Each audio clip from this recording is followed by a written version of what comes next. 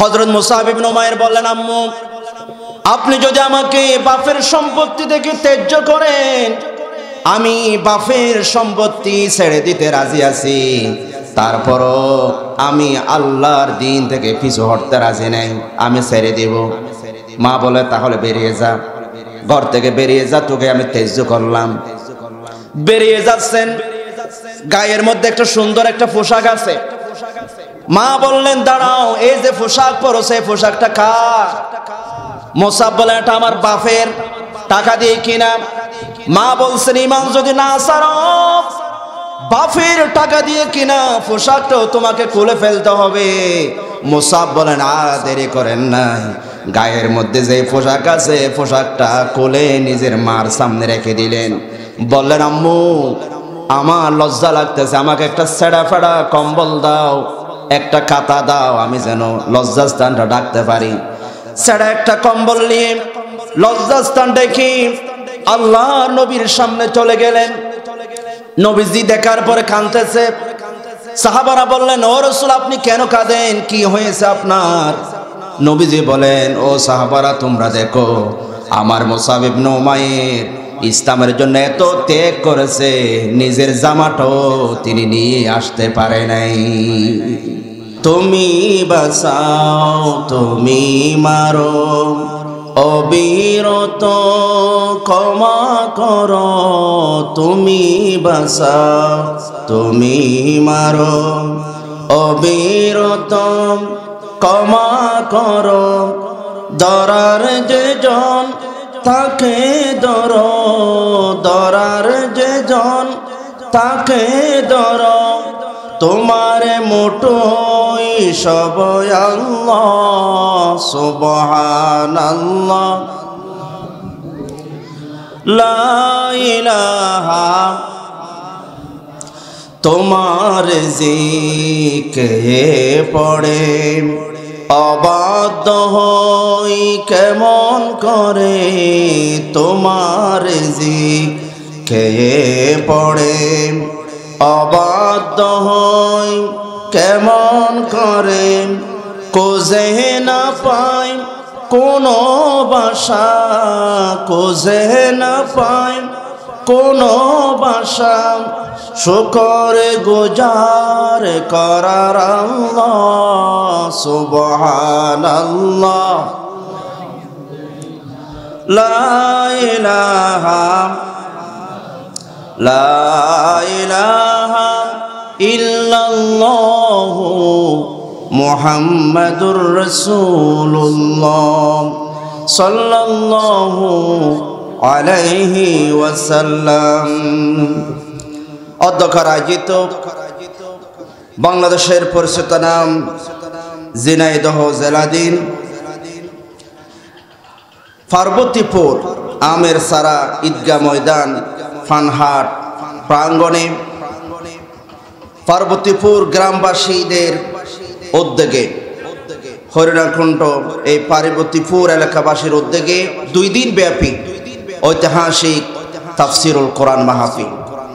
আজকের এই মাহফিলের প্রথম দিবসের সমাপনী অধিবেশনে সম্মানিত সভাপতি প্রখ্যাত আলেম দ্বীন জনাব হযরত মাওলানা মুহাম্মদ আব্দুস সালাম সাহেব, সম্মানিত ইমাম খতিব পার্বতীপুর তারা জামে মসজিদ, আলোচনা পেশ করেছেন সুললিত কণ্ঠে আপনাদের সকলের পরিচিত জন প্রভাষক নওলামারি আলিম মাদ্রাসা আলমডাঙ্গা চুয়াডাঙ্গার জনাব হযরত মাওলানা সাইফুল ইসলাম জালালি সাহেব, সম্মানিত উলামায়ে কেরাম, বিশেষ করে উপস্থিত আছেন আমার অত্যন্ত প্রিয়, আপনাদের অত্যন্ত শ্রদ্ধাভাজন সকলের প্রিয় আলেম দ্বীন জনাব হযরত মাওলানা ইয়াহইয়াউল ইসলাম সাহেব, সম্মানিত মুরব্বিয়ানে জাম, যুবক ভাই ও বন্ধুরা, পর্দানসীন সম্মানিত মা ও বোনেরা, আসসালামু আলাইকুম ওয়া রাহমাতুল্লাহি ওয়া বারাকাতুহু। আমাদেরকে যিনি ভালো রেখেছেন তিনি কে? আসুন আকাশ বাতাস প্রকম্পিত করে যে আল্লাহ পাক নতুন এই সূর্যোদয়ে নতুন এই বাংলাদেশে আমাদেরকে বিনা অনুমতিতে কোরআনের এই বাগান তৈরি করার জন্য, আয়োজন করার জন্য তৌফিক দিয়েছেন। সে রবের দরবারে বড় মহব্বত নিয়ে, ভালোবাসা নিয়ে একবার পড়ে নিচ্ছি আলহামদুলিল্লাহ। আপনারা সবাই কেমন আছেন?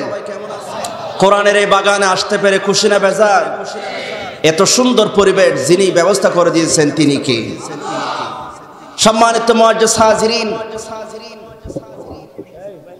সম্মানিত মুআজ্জাজ হাজিরিন, এমন এক একটু শক্ত করে দেন।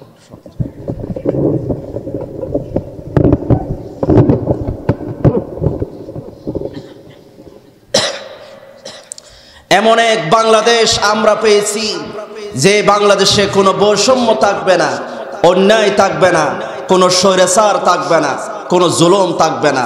যে বাংলাদেশে ন্যায় থাকবে, যেই বাংলাদেশে সবাই মিলেমিশে থাকবে, সুন্দর এক সমাজ গঠন হবে, সেরকম বাংলাদেশ আমরা চাই। ঠিক কিনা বলেন? যে বাংলাদেশে ন্যায় নীতি থাকবে, কল্যাণকর একটি রাষ্ট্র প্রতিষ্ঠা হবে, ইনসাফপূর্ণ একটি রাষ্ট্র প্রতিষ্ঠা হবে, বৈষম্য মুক্ত একটি রাষ্ট্র প্রতিষ্ঠা হবে, সেরকম একটা রাষ্ট্র প্রতিষ্ঠার জন্য আবু সাঈদ, মুগ্ধ, আমার ফেকুয়ার সন্তান ওয়াসিম, তারা রক্ত দিয়ে একটা বৈষম্য মুক্ত সমাজ গঠনের জন্য আমাদেরকে একটা স্বাধীনতা দিয়ে গেছেন। ঠিক কিনা বলেন? শুধুমাত্র আবু সাঈদ, মুগ্ধ, ওয়াসিমের রক্ত ব্যথা যাবে না। এই যুদ্ধ শেষ হয়েছে, আরেকটা যুদ্ধ বাকি আছে। সেই যুদ্ধটা সেদিন শেষ হবে যেদিন বাংলাদেশের আকাশে বাতাসে কোরআনের পতাকা, ইসলামের পতাকা উড্ডীন হবে। সেই দিন মুসলমানদের যুদ্ধটা শেষ হবে। ঠিক কিনা বলে? এই সোনার বাংলাদেশ, স্বাধীন এই দেশে ইসলামের জন্য, কোরআনের জন্য একটা কল্যাণকর রাষ্ট্র, ইসলামের রাষ্ট্র কারা কারা চান? জিহাদ তুলে আমার আল্লাহকে দেখায় দাও। আল্লাহ কবুল করুক, সকলে বলে আমিন। আমরা এমন একটা পরিবেশ, এমন একটা সুন্দর বাংলাদেশ গঠন করার জন্য যুবকদেরকে ধন্যবাদ জানাচ্ছি। প্রিয় বন্ধুরা আমার, আসুন আমি আপনাদের সামনে কোরআনে কারিমের সূরা হাদীদ 57 নম্বর সূরা এর 12 নম্বর আয়াত আপনাদের সামনে তেলাওয়াত করেছি। এই আয়াতের মধ্যে আল্লাহ পাক কিয়ামতের দৃশ্যপট, একটা দৃশ্য আল্লাহ তাআলা তুলে ধরেছেন। কিয়ামত হবে, এতে কোনো সন্দেহ আছে? আরো জোরে বলেন। আমাদেরকে সব কিছুর জন্য একদিন আল্লাহর দরবারে দাঁড়াতে হবে, এত কোনো সন্দেহ আছে? আল্লাহ রাব্বুল আলামিন বলেন, আলা ইয়াযুন্নু উলাইকা আন্নাহুম মুবঈসুন লিয়াউমিন আযীম ইয়াউমা ইয়াকুমুন নাসু লিরাব্বিল আলামিন। জোরে বলে আল্লাহু আকবার। আল্লাহ তাআলা বলেন, সেদিন মুবঈসুন, তোমাদেরকে জীবিত করা হবে। সেদিন বড় দিন, বিশাল এক বড় দিন, বড় মুসিবতের একটা দিন। ইয়াউমা ইয়াকুমুন নাসু লিরাব্বিল আলামিন। সেদিন মানুষদেরকে রব্বুল আলামিন আল্লাহর সামনে দাঁড়াইয়া সব কিছুর জন্য হিসাব দিতে হবে। ঠিক কিনা? হিসাব দিতে হবে, কি কি করেছো। আল্লাহ রব্বুল আলামিন কাউকে তো বিনা হিসেবে জান্নাত দিয়ে দিবেন, আর কাফেরকে তো তাদেরকে বিনা হিসেবে জাহান্নাম দিয়ে দিবেন, আর কারো বিচার করা শুরু করে দিবেন।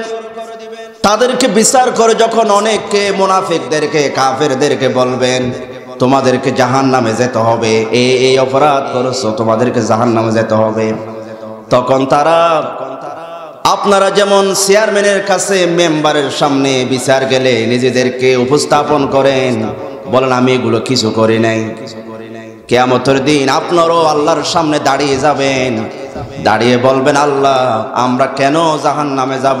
আমি তো কোনো অন্যায় করি নাই, অপরাধ করি নাই। আল্লাহ বলেছো করেছো। আমরা বলবো, আল্লাহ যদি করি সাক্ষী দাও, প্রমাণ করো আমি যে গুনাহ করেছি, অপরাধ করেছি। আল্লাহ রাব্বুল আলামিন এক নম্বরে আমাদের বিরুদ্ধে সাক্ষী হিসেবে উপস্থাপন করবেন। এই যে আমাদের মাটির নিচে মাটি আছে, নিচে রাত্রে করি, অন্ধকারে করি, গুনাহ করি, চুরি করি, ডাকাতি করি, জেনা করি, ব্যভিচার করি না কেন, এই মাটি আমাদের বিরুদ্ধে কিয়ামতের দিন আল্লাহর সামনে সাক্ষী হয়ে যাবে। এই মাটি, আপনারা বলবেন মাটি কেমনে সাক্ষ্য দেয়? এই যে বিভিন্ন ক্যামেরা রেকর্ড করতেছে, ওয়াজ মিডিয়া, প্রেস, বিভিন্ন ক্যামেরা রেকর্ড হচ্ছে, সিসি ক্যামেরা রেকর্ড করে ফেলে। এই যে রেকর্ড করে ফেলে, এই জমিন আল্লাহর সিসি ক্যামেরা। আমরা যা করি জমিন সিসি ক্যামেরা হিসাবে রেকর্ড করে ফেলে। কিয়ামতের দিন সব কিছু প্রকাশ হয়ে যাবে। টিভির মতো আপনি দেখবেন কি কি করেছেন, জমিন সব কিছু রেকর্ড করে ফেলেছে। আল্লাহ তাআলা বলেন, ইয়াউমাইযিন তুহাদ্দিসু আখবারাহা বিআন্না রাব্বাকা আওহা লাহা। আল্লাহ পাক বলেন, সেদিন এই জমিন সব কিছু প্রকাশ করে দিবে, কারণ এই জমিনকে যিনি হুকুম দিবেন তিনি কে? আল্লাহ বলবেন, এখন কথা বলে না, কিন্তু আল্লাহ যখন বলবেন তারা এই জমিনও কথা বলবে। এই জমিন আমার বিরুদ্ধে দাঁড়িয়ে যাবে। তখন আমরা বলবো, আল্লাহ বুঝেছি, আমি একটা বড় বিল্ডিং করেছি জমিনের উপরে, আমি পুকুর করেছি, নদী করেছি, এই জমিন আমার উপরে কুররাক, আমার বিরুদ্ধে এতদিন কথা বলতে পারে না, আজকে তুমি সুযোগ দিয়েছো, এই জন্য জমিন আমার বিরুদ্ধে কথা বলতেছে, আমি কিছু করি নাই, সব মিথ্যা কথা। তখন আল্লাহ বলবেন, বান্দা তাহলে আমি 2 নম্বর সাক্ষী তোমাদের বিরুদ্ধে উপস্থাপন করব। এরকম একটা কিতাব দিবেন, কিতাব দিয়ে বলবেন, ইকরা কিতাবাক কাফা বিনাফসিকাল ইয়াউমা আলাইকা হাসিবা। এই কিতাবটা তুমি পড়ো, এই কিতাবটা তুমি পড়ো, এটাই তোমার জন্য যথেষ্ট। আমি যখন এই কিতাবটা পড়া শুরু করবো, এভাবে কোলে কোলে পড়া শুরু করব, রাত 2টায় কি করেছি, 3টায় কি করেছি, গভীর রাতে কি করেছি, অন্যায়ভাবে কাউকে মিস কল দিয়েছি, কাউকে টিক্কারে মেরেছি, সব কিছু এই কিতাবের ভিতরে রেকর্ড হয়ে গেছে। এটার নাম হলো আমলনামা, সব রেকর্ড হয়ে গেছে। আমি এই কিতাবটা দেখার পরে বলবো, হায়রে এটা কেমনে সম্ভব, ছোট বড় কিছু বাদ নাই। আল্লাহ রাব্বুল আলামিন সূরা কাহফের 49 নম্বর আয়াতে সেটাই বলেছেন, ওয়াউদিয়াল কিতাবু ফাতারাল মুজরিমিনা মুশফিকিনা মিম্মা ফিহি ওয়ায়াকুলুনা ইয়া ওয়াইলাতানা মা লিহাযাল কিতাব লা ইউগাদিরু সগীরাতাও ওয়ালা কাবীরাতান ইল্লা আহসাহা। জোরে বলে আল্লাহু আকবার। আল্লাহ রাব্বুল আলামিন বলেন, আমরা যখন এই কিতাবটা দেখব তখন বলো, হায়রে কেমন কিতাব, কপালে বাজ পড়ে যাবে। এই কিতাবের ভিতরে ছোট বড় কিছু বাদ নাই, আমি যা করেছি সব রেকর্ড হয়ে গেছে, কেমনে বাঁচবো, কেমনে বাঁচবো। তখন আমরা আল্লাহর সামনে দেন দরবার শুরু করে দেব, বলবো, আল্লাহ এগুলা যা লিখেছে সব মিথ্যা, আমি এগুলোও কিছু করি নাই। আমরা তো দুনিয়ায় যেমন বাটপারি করি, মানুষের সামনে মিথ্যা বলি, আল্লাহর সামনেও বলার চেষ্টা করব, ঠিক কিনা? জোরে বলেন। দুনিয়া বাঁচা যায়, কিন্তু আল্লাহর সামনে বাঁচা যাবে? যাবে না। ও আমার ঝিনাইদহের মানুষ, একটু মনোযোগ দিয়ে চিন্তা করেন। গুনাহ করেন, অন্যায় করেন, মানুষকে আঘাত করেন, মানুষকে কষ্ট দেন, দুনিয়াও কেউ কিছু করতে পারুক আর না পারুক, আপনাকে যিনি শাস্তি দিবেন তিনি কে? এখন আমরা বলবো, আল্লাহ এগুলো কিছু করি নাই, এগুলো সব মিথ্যা কথা, আমি তো এগুলো করি নাই, কে লিখছে এগুলা? তখন আল্লাহ রাব্বুল আলামিন বলবেন, এগুলা লিখেছে 3 নম্বর সাক্ষী ফেরেশতারা, কিরামান কাতিবিনা ইয়ালামুনা মা তাফআলুন। কিরামান কাতিবিন, তোমরা যা কিছু করো, এই কিরামান কাতিবিন সব কিছু রেকর্ড করে ফেলে, ফেরেশতা লিখেছে, এখানে ছিল। তখন আমরা বলবো, আল্লাহ ফেরেশতা কোথায় ছিল? আল্লাহ বলবেন এখানে ছিল। আমরা বলবো, আল্লাহ মিথ্যা কথা, ফেরেশতা যদি এখানে থাকি তাহলে আমি এই যে মনে করেন বাজার থেকে আমি এই যে আপনাদের পুরাতন হরিণাকুণ্ড বাজার থেকে রাত 12টার পর আসতেছি, আমি একা একা এই পার্বতীপুর আসার পর আমার ভয় লেগেছিল। ফেরেশতারা থাকলে তো আমার ভয় লাগার কথা না, ফেরেশতা ছিল না, মিথ্যা কথা। তখন আমরা বলবো ফেরেশতা ছিল না, মিথ্যা কথা। তখন আমরা যখন ফেরেশতাকে মানব না, আল্লাহ পাক বলবেন বেশি কথা বলো, আর কথা বলা যাবে না, তোমাদের জবানকে আমি বন্ধ করে দিব। এই জবান বন্ধ হয়ে যাবে, তোমাদের হাত পা তোমাদের বিরুদ্ধে সাক্ষ্য দিবে। কোথায় আছে? সূরা ইয়াসিন। সকালবেলা ঘুরে ঘুরে ডুলে ডুলে পড়েছেন, খেয়াল করেন নাই? সূরা ইয়াসিন আল্লাহ বলছেন, আল ইয়াউমা নাখতিমু আলা আফওয়াহিহিম ওয়া তুকাল্লিমুনা আইদিহিম ওয়া তাশহাদু আরজুলুহুম বিমা কানু ইয়াকসিবুন। জোরে বলে আল্লাহু আকবার। একবার আল্লাহু আকবার বলবেন, সাথে সাথে আল্লাহ তাআলা 90টা সওয়াব আমাদেরকে দিবেন। জোরে বলে সুবহানাল্লাহ বলবেন। এই সুবহানাল্লাহ আলহামদুলিল্লাহ কি এখন বলবেন নাকি কবরে যাওয়ার পরে বলবেন? এখন। কালকে কবরে যাওয়ার পরে এগুলো বললে কোনো লাভ হবে? এখন বলবেন। বসছেন, নিয়ত করে বসেন, আর নাজাতের ওসিলা হওয়ার জন্য বসেন।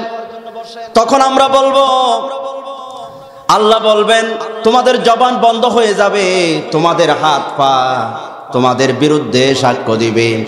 আমরা বলবো আল্লাহ কিভাবে সম্ভব? আমার হাত এগুলো তো আমার বন্ধু মনে করেছিলাম, আমার বন্ধু তো, কারণ আমি শীতকালে এখানে আমি কত ধরনের তেল দিয়েছি যেন না ফাটে, এই হাত আমাদের বিরুদ্ধে সাক্ষ্য দিচ্ছি। তখন আল্লাহ এই হাত বলবে, আরে ভাই তুমি বুঝো নাই, মনে করছো আমি তোমার, আসলে আমি আল্লাহর পক্ষ থেকে গোয়েন্দা ছিলাম, আল্লাহর পক্ষ থেকে আমি সিসি ক্যামেরা ছিলাম। জোরে বলে আল্লাহু আকবার।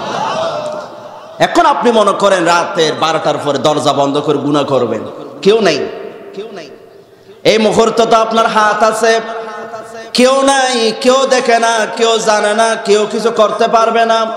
বন্ধু এই মুহূর্তে ওই অন্ধকারে আপনাকে মনে করতে হবে, কেউ না থাকলে কি হবে? আমাদের সাথে যিনি আছেন তিনি কে? কেউ না দেখলে কি হবে? আমাদেরকে যিনি দেখেন তিনি কে? কেউ কিছু করতে না পারলে কি হবে? আমাদেরকে যিনি কিছু করতে পারবেন তিনি কে? এখন আমরা যখন বেঁচে যাব আর পারতেছি না, তখন আল্লাহকে বলবো, আল্লাহ একটু দাঁড়ান, আমার একটা বন্ধু ছিল, আমার হরিণাকুণ্ড, আমার একটা নেতা ছিল, নেতাটা আমাকে 5ই আগস্টের আগে বলেছিল এই অস্ত্রটা নেই, যারা বৈষম্য বিরোধী ছাত্র আছে, যারা ইসলামের পক্ষে কথা বলে তাদেরকে মারবি, আর পুলিশ আমার পকেটে, তোকে কেউ কিছু করতে পারবে না, ধর অস্ত্র নেই, 7টা মারলো তোর কোনো বিচার হবে না। ওই নেতা আমাকে বলেছিল আমি কিছু মারলো কোনো বিচার হবে না, আমাকে বাঁচাইয়ে দিবে, আমি একটু নেতার কাছে যাই।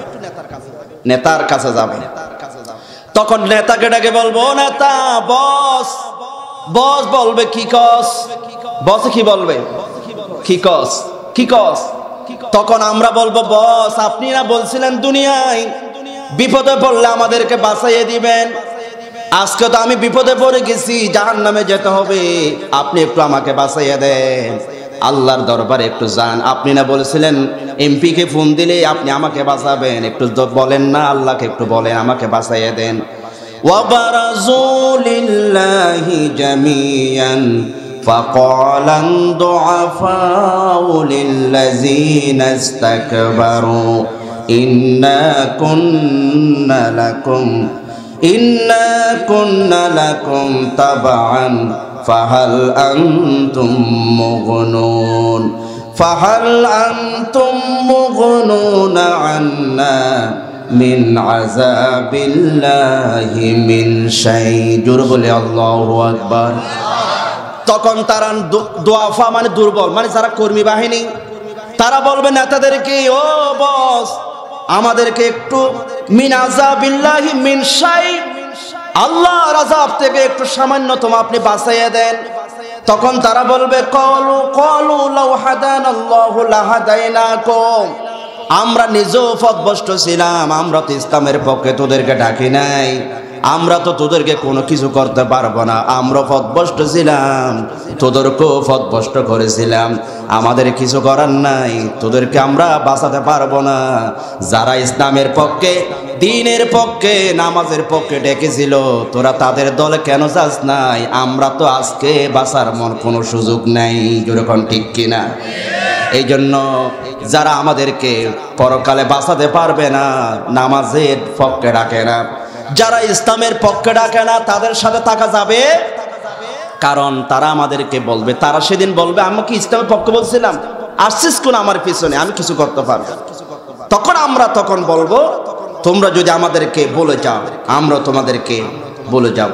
وقال الذين اتبعوا لو أن لنا كرة فنتبرأ منهم كما تبرؤوا منا فتبرأ منهم كما تبرؤوا منا। তখন কর্মীরা বলবে, আজকে যেমন আমাদেরকে বলে যাচ্ছ, আমরা যদি আবার দুনিয়া যেতে সুযোগ পেতাম, তোমাদের পিছে আমরা ঘুরতাম না, তোমাদেরকে আমরা বলে যেতাম। নেতারা বলবে, অসুবিধা নেই, আমরা এখন নিজেও বাঁচবো না, তোদেরকেও বাঁচাতে পারবো না। তখন আমরা বলবো, আল্লাহ ঠিক আছে, আমি একটু আমার মায়ের কাছে, ভাইয়ের কাছে যাই, তারা কিন্তু আমাকে বাঁচাবে। হরিণাকুণ্ড বাজারে যদি আপনাকে কেউ আঘাত করে, এখন বলেন তো সবচেয়ে বেশি আপনাকে বাঁচাতে আগে যাবে আপনার ভাই। মা ঘরে থাকে, মা শুনতে পারে না, এখানে ভাই আছে, ভাই বুকে বলছে তোমার ভাইকে তো মারছে হরিণাকুণ্ড বাজারে, তখন ভাই দূর যাবে। এই জন্য আল্লাহ রাব্বুল আলামিন বলেন, কিয়ামতের দিন আপনি ভাইয়ের কাছে যাবেন, মায়ের কাছে যাবেন, বাবার কাছে যাবেন, বন্ধুর কাছে যাবেন, ছেলের কাছে যাবেন, কেউ আপনাকে বাঁচাবে না। ইয়াউমা ইয়াফিরুল মারউ মিন আখিহি ওয়া উম্মিহি ওয়া আবিহি ওয়া সাহিবাতিহি ওয়া বানিহি। জোরে বলে আল্লাহু আকবার। আল্লাহ পাক বলেন, সেদিন কিয়ামতের দিন ভাই পালিয়ে যাবে, ভাই বলবে আমি তুই আর ভাই না। মা পালিয়ে যাবে, বাবা পালিয়ে যাবে, মা বলবে তুমি আমার সন্তান, আমি তো বিয়ে করি নাই। বোন পালিয়ে যাবে, ভাই পালিয়ে যাবে, বন্ধু বান্ধব, নিজের কলিজার টুকরা সন্তান পালিয়ে যাবে, কেউ কারো হবে না। ও বন্ধু, সেই বিপদের সময় আজকের এই মাহফিল আমাদের জন্য নাজাতের ওসিলা হয়ে যেতে পারে, যেরকম ঠিক কিনা? যারা এসেছেন তাদের জন্য নাজাতের ওসিলা হবে, যারা আসে নাই তাদের জন্য কিন্তু বাঁচার কোনো পথ থাকবে না, ঠিক কিনা বলে? বন্ধুরা আমার, এই জন্য আমরা আল্লাহর কোরআনের দিকে ফেরত আসি। এই কোরআনের কাছে আসলে পরে আমাদেরকে যিনি বাঁচাবেন তিনি কে? এই কোরআনের কাছে আসলে পরে আমাদেরকে যিনি রক্ষা করবেন তিনি কে?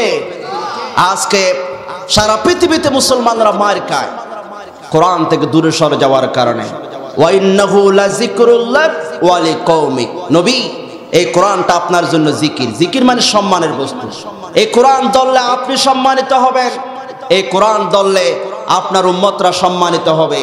এই জন্য কোরআন ছাড়া কোনো বিকল্প নাই। এই কোরআন আমার জীবন, এই কোরআন আমার মরণ। এই কোরআন নিয়ে প্রয়োজনে ফাঁসির মঞ্চে যেতে হবে, তারপর কোরআন থেকে আমরা দূরে সরে যেতে পারি না, ঠিক কিনা বলেন? বন্ধুরা আমার, আল্লাহ পাক সূরা হাদীদের 12 নম্বর আয়াতে কিয়ামতের একটা দৃশ্যপট আল্লাহ তাআলা তুলে ধরেছেন। কিয়ামতের আগে, ফুলসিরাত পার হওয়ার আগে হঠাৎ এভাবে লাইট জ্বলবে। লাইটগুলো হবে কি রকম? লাইটগুলো হবে জ্বলবে, সূর্যের তাপ মানুষের 1 মাইল উপরে আসবে, মাথার উপরে সূর্যের তাপ হবে।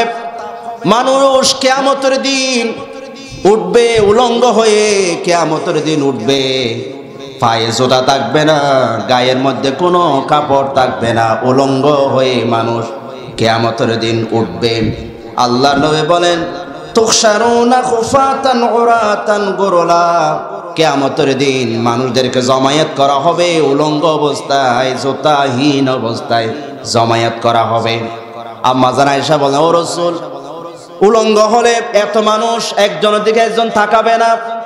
আল্লাহর নবী বলেন, কিয়ামতের দৃশ্য, কিয়ামতের এই মুসিবতটা এমন এক মুসিবত, সবাই নিজে কেমনে বাঁচবে এটা নিয়ে টেনশনে পড়ে যাবে, একজন অপরজনের দিকে তাকার কোনো সুযোগ থাকবে না, একজন অপরজনের দিকে তাকাতে পারবে না। সূর্য মাথার উপরে আলো দিবে, এমনকি নিজের কান পর্যন্ত গাম হয়ে যাবে, মানুষগুলো সাঁতার কাটতে থাকবে। ফুলসিরাতের আগে হঠাৎ করে আল্লাহ পাক রাইটগুলো বন্ধ করে দিবেন, টফ করে রাইট বন্ধ করে দিবেন। বিদ্যুৎ চলে গেলে যেমন রাইট বন্ধ হয়ে যায়, আল্লাহ পাক কিয়ামতের দিন ফুলসিরাতের আগে রাইটগুলো সব বন্ধ করে দিবেন। ফুলসিরাতের আগে বলবেন, আবার তোমরা ফুলসিরাতটা পার হও। আপনারা বলেন অসুবিধা নাই, ফুলসিরাত মনে হয় আপনাদের রাস্তার উপরে যে বিশাল একটা ব্রিজ করে, ব্রিজের মতো নয়। এই ফুলসিরাতটা হবে কি রকম? ইন্নাল জিসরা আদাক্কু মিনাশ শারাতি ওয়া হাদ্দু মিনাস সাইফ।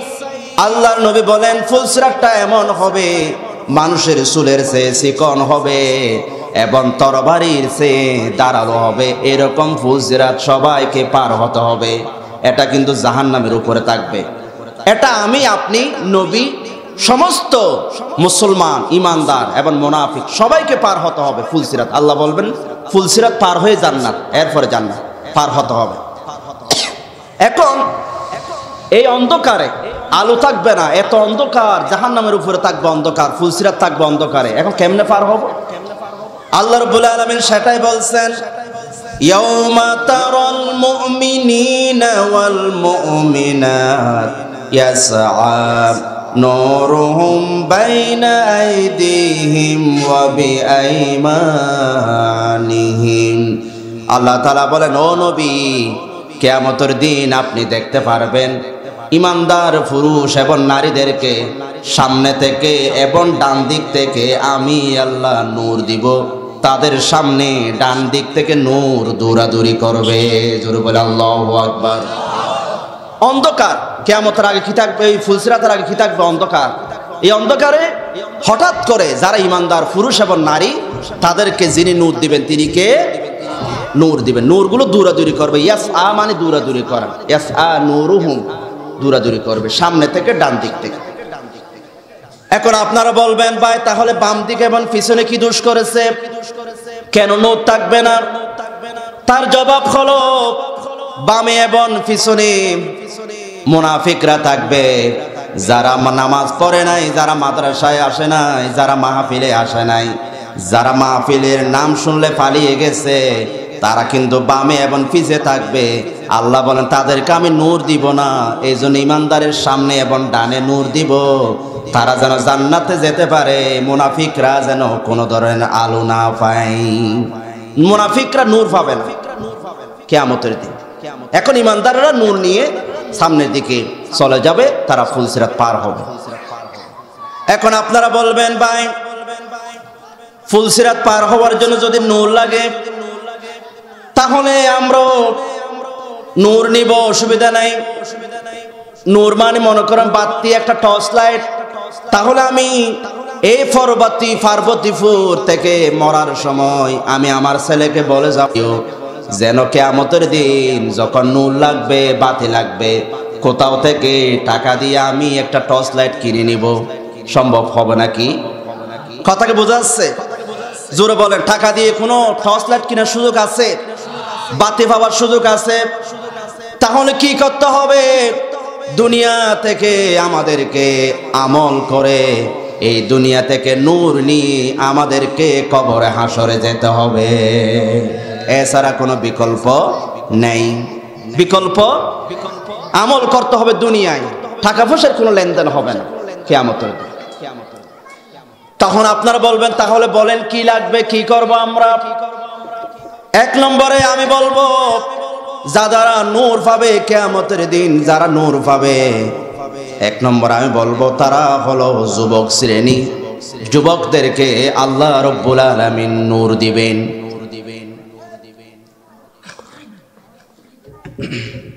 যুবক যারা, এই যুবকরা আগামীর ভবিষ্যৎ।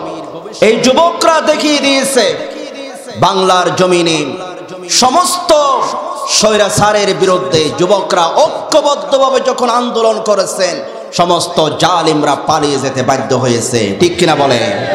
এই যুবকরা যদি আবার ঐক্যবদ্ধভাবে দাঁড়িয়ে যেতে পারে, এই যুবকদের হাতে বাংলার জমিন ইসলামের পতাকা উড্ডীন হবে। এটা আগামীকাল যেমন সূর্যোদয় হওয়ার সত্য কথা, বাংলার জমিন ইসলাম কায়েম হবে, এটাও সত্য কথা। ঠিক কিনা বলো? এই যুবকরা ইসলামের নিয়ামক শক্তি। আল্লাহর নবী বলেন, কিয়ামতের দিন কারা নূর পাবে? মান শাবা শাইবাতান ফি সাবিলিল্লাহ কানাত লাহু নূরান ইয়াউমাল কিয়ামা। আল্লাহর নবী বলেন, যে যুবকরা যৌবনকালটাকে আল্লাহর জন্য কাটিয়ে দিয়েছে, আল্লাহর পথে কাটিয়ে দিয়েছে, যে যুবকরা 14 ফেব্রুয়ারি 2 দিন আগে চলে গিয়েছে, ভ্যালেন্টাইন্স ডে পালন করে নাই, প্রেমিকাকে হাত ধরে পার্কে নিয়ে যায় নাই, যে যুবকরা 5 ওয়াক্ত নামাজ পড়ে আবার গভীর রাতে উঠে তাহাজ্জুদে চোখের পানি ফেলে আল্লাহর কাছে দোয়া করে, এই যুবকদেরকে যিনি নূর দিবেন তিনি কে? আরো চিল্লে বলতে হবে তিনি কে? সেই যুবকদেরকে আল্লাহ নূর দিবেন। এখন মুরব্বীরা বলবে, ভাই আমরা তো বুড়ো মানুষ। বন্ধু ও মুরব্বী, আপনিও যদি যৌবনকালে ইবাদতে কাটিয়েছেন, আল্লাহর পথে সময় দিয়েছেন, ইসলামের পক্ষে ইসলামী আন্দোলনের কর্মী ছিলেন, তাহলেও এই যৌবনকালের কারণে আপনাকেও কিয়ামতের দিন আল্লাহ তাআলা নূর দিবেন। যৌবনকালের ইবাদত, যৌবনকালে ইবাদত করা এটা নবীদের সুন্নত, নবীদের সুন্নত। এই জন্য যুবক ভাইরা, যৌবনকালকে সময় কাজে লাগাতে হবে, আনন্দ ফুর্তি করার টাইম নয় যৌবনকাল। যৌবনকালকে যে যত বেশি সময় কাজে লাগাবে, তাদের জন্য আল্লাহ তাআলা নূর দিবেন কিয়ামতের দিন। এই জন্য আমার মুসলমান ভাইরা, হযরত মুসআব ইবনে উমাইর রাদিয়াল্লাহু তাআলা আনহু পুরা যৌবনকাল বড় সময়টা আল্লাহর জন্য, ইসলামের জন্য তিনি কাটিয়ে দিয়েছেন। মুসআব ইবনে উমাইর রাদিয়াল্লাহু তাআলা আনহু, হযরত মুসআব মক্কার একজন সেরা সেলিব্রিটি, মক্কার সেরা একজন নায়ক। দামি কাপড় পরতেন, দামি কাপড়, দামি কাপড় পরতেন তিনি। কেমন করে দামি কাপড় পরতেন? তিনি যে কাপড় পরতেন বড় দামি কাপড়, ইয়ামেন থেকে জুতা পরতেন লক্ষ টাকা দামি, এবং তিনি যে গ্রান সুগ্রান ব্যবহার করতেন, এই গ্রান এত বেশি সুন্দর, এত বেশি দামি, রাস্তা দিয়ে হেঁটে গেলে 2 দিন পরে পর্যন্ত মানুষ এই গ্রানের সুগ্রান পায়, মানুষ বুঝতে পারে মুসআব ইবনে উমাইর এই রাস্তা দিয়ে হেঁটে গিয়েছে। এত সেলিব্রিটি তিনি ছিলেন। আজকে আমাদের সেলিব্রিটি সাকিব খান, আজকে আমাদের যুবকদের সেলিব্রিটি পরিমণি, ঠিক কিনা? তাদেরকে আমরা মডেল মনে করি, কিন্তু তারা এমন মডেল, বিয়ের আগে কে বলতে পারে না তার স্বামীকে, বিয়ের পরে যখন ছেলে হয় সাংবাদিকরা খুঁজে খুঁজে বের করে এই ছেলের বাপকে, ঠিক কিনা?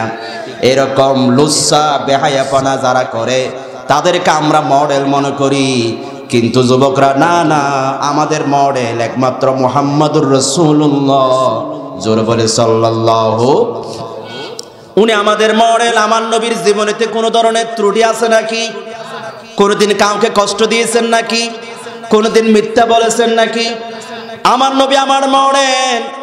হযরত মুসআব ইবনে উমাইর রাদিয়াল্লাহু তাআলা আনহু যুবক, আল্লাহর নবী যখন দ্বীনের দাওয়াত দেওয়া শুরু করলেন, মুসআব শুনতে পেলেন মুহাম্মদুর রাসূলুল্লাহ দ্বীনের দাওয়াত দিচ্ছেন।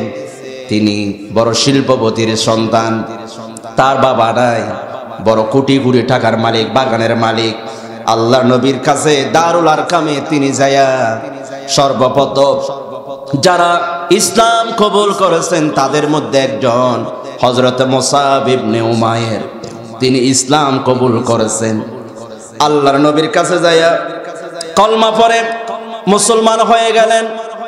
হয়ে যাওয়ার পরে বললেন, ইয়া রাসূলুল্লাহ, আমি যে ইসলাম কবুল করেছি এটা আপনি আমার মাকে বলিয়েন না, কাউকে বলিয়েন না, গোপন থাকুক, কারণ আমার মা যদি জানে আমাকে জানে মেরে ফেলবে, আমাকে মেরে ফেলবে। আমার মা কিন্তু বড় রাক্ষসী একজন মেয়ে, আমাকে মেরে ফেলবে। কিছুদিন গোপন থাকার পরে মা শুনে ফেললো, এ মুসাব এদিকে, তুই নাকি মুসলমান হয়েছিস। মুসাব আর গোপন করে নাই।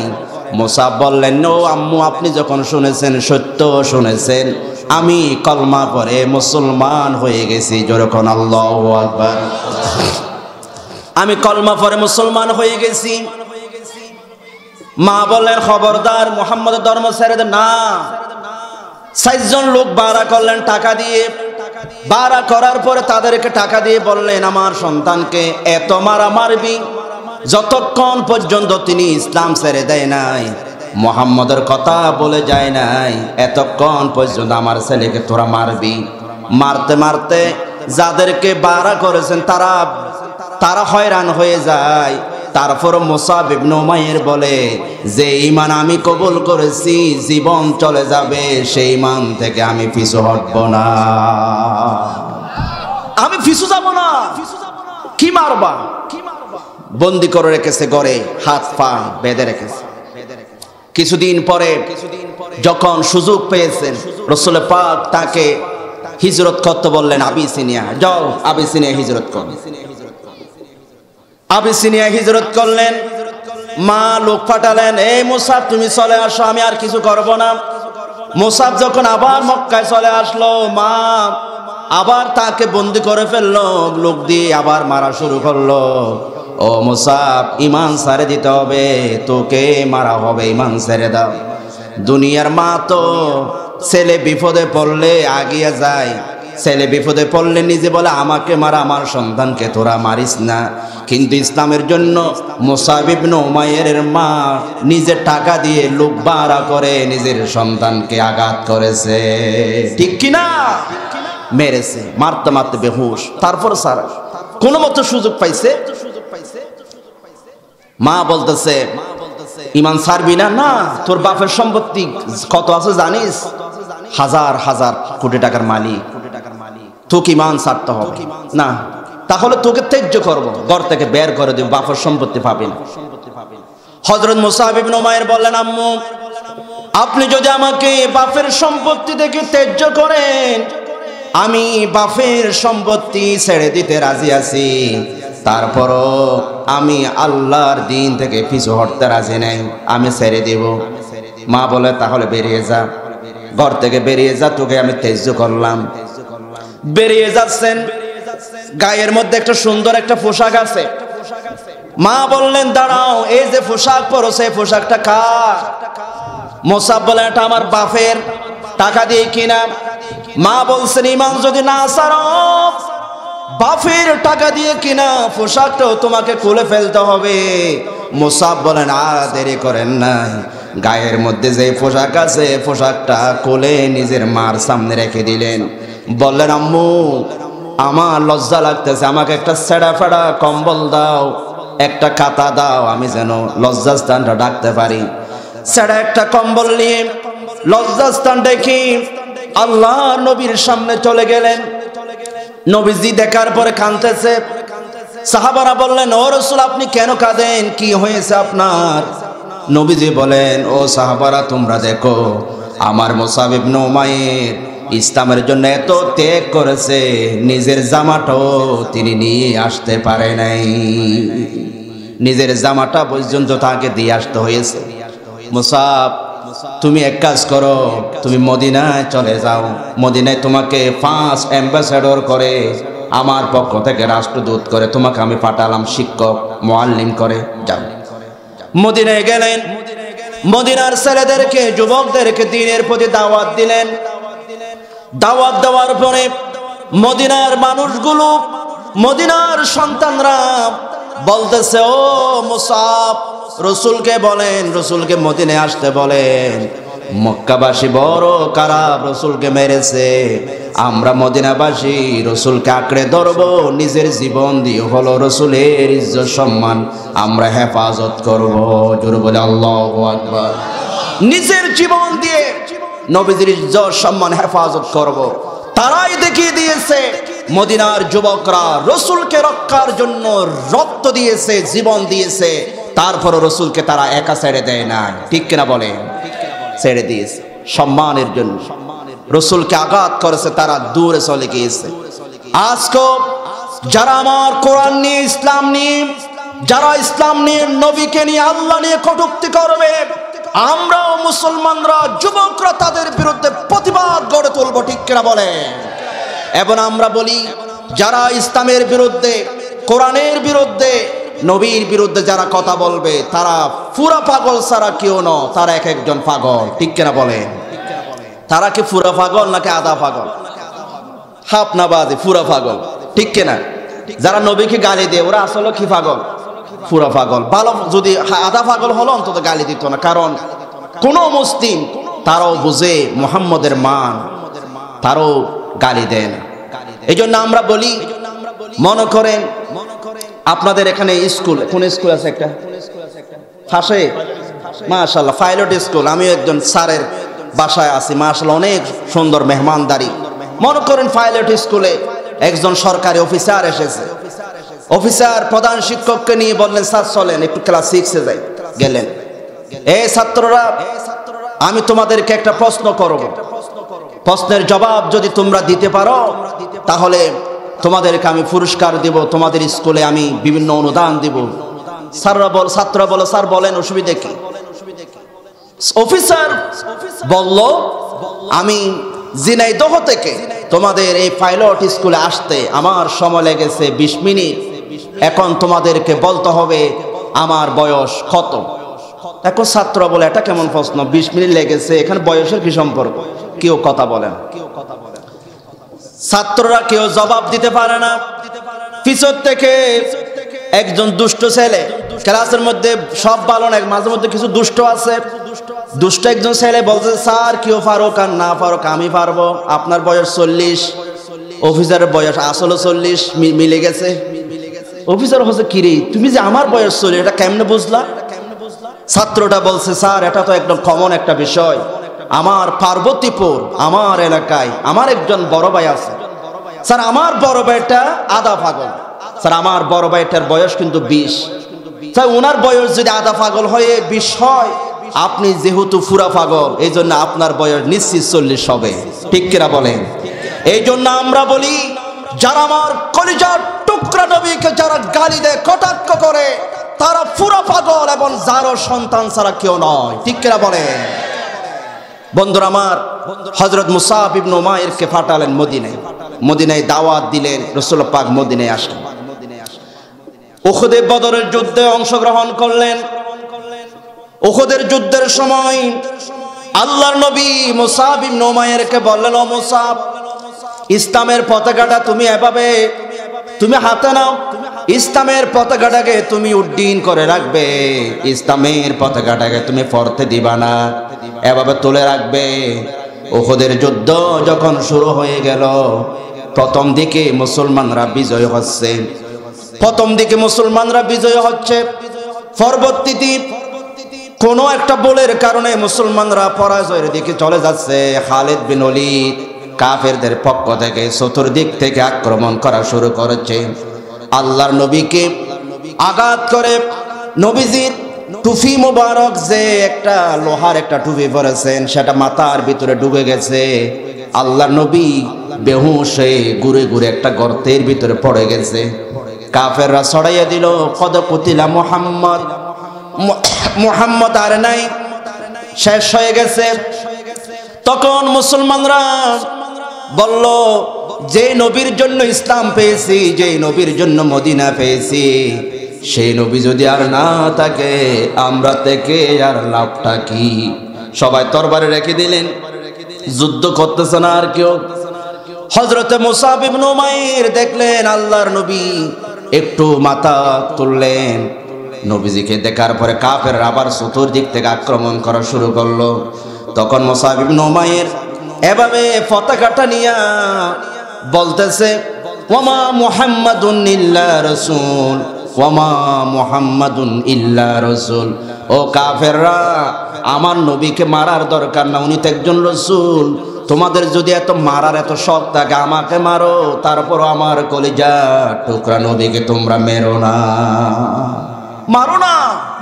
এভাবে যাইয়া ওমা মুহাম্মাদুল্লাহ ও পতাকাটা হাতে আছে, এভাবে যাইয়া কাফেরদের সামনে দৃষ্টি আকর্ষণ করতেছে, আমাকে মারো, উনি তো একজন রাসূল। একজন কাফের আঘাত করলো ডান হাতে, ডান হাত চলে গেল। হযরত মুসা বাম হাতে তরবারের পতাকাটা নিলেন, ইসলামের পতাকা। বাম হাতে কাফের আঘাত করলো, তিনি দাঁতে এভাবে আঁকড়ে ধরলেন ইসলামের পতাকাটাকে, বলতেছেন ওমা মুহাম্মাদুন ইল্লা রাসূল কদ খলাত মিন ক্বাবলিহির রাসূল।